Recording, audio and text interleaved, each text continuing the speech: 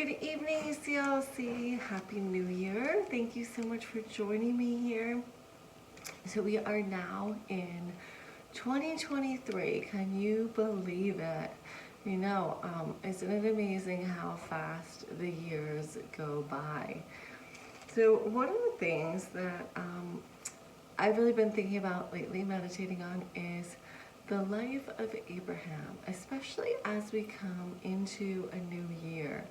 And I think that there's anticipation with the new year, the anticipation that maybe this will be the year when good things happen, when I see God at work, or various things like that. It's like the new year brings this new beginning of fresh vigor to think positively about the year to come.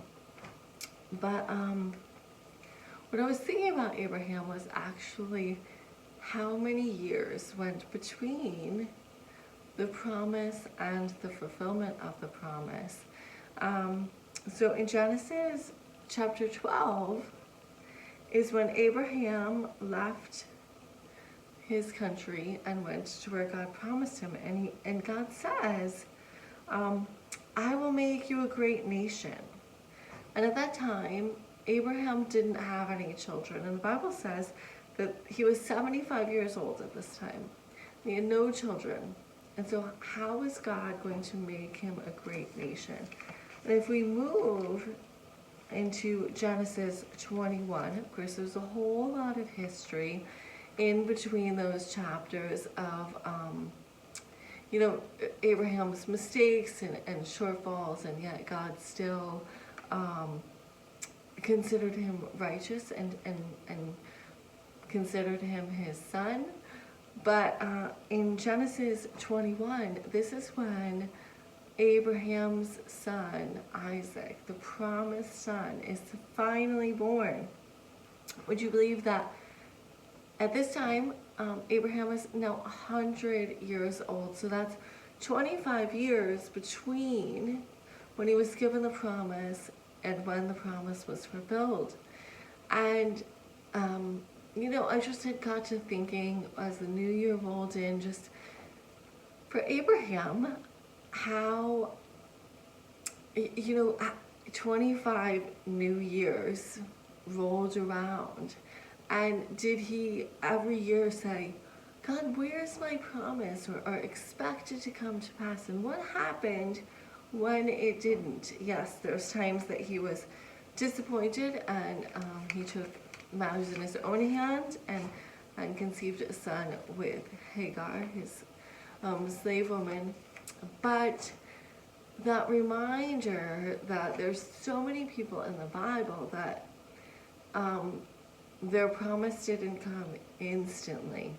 And so not at all to discourage you about the new year that's come, but to encourage you to just stay focused on knowing Christ, on the hope and the expectancy that he has given you a promise, whether it is specific to your life or whether that it is more broad. But never give up on the word that he's spoken to you.